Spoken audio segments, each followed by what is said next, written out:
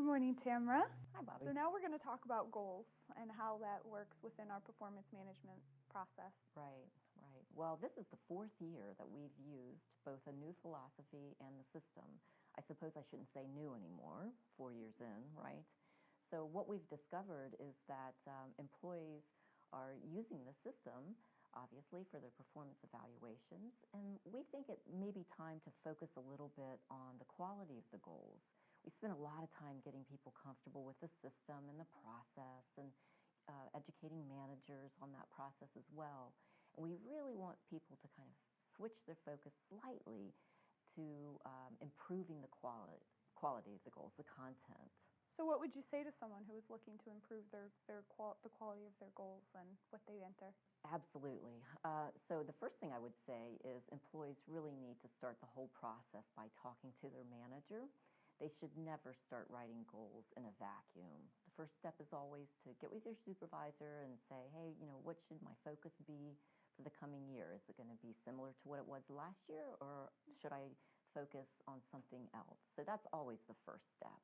And then the employee, if they're interested, they can take advantage of a number of development opportunities, training classes that we have. We always offer something each semester on SMART goals, how to write them. And on our web page, which is the performance management web page, there are tons of resources in terms of helping employees with the entire process. And specifically, there are several documents that will help employees write good SMART goals. So that's probably good places to start.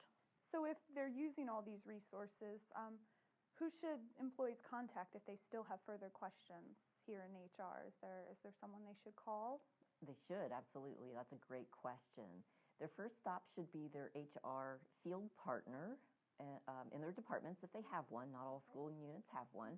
And the second stop should be Human Resource Consulting Services, which is here part of University Human Resources.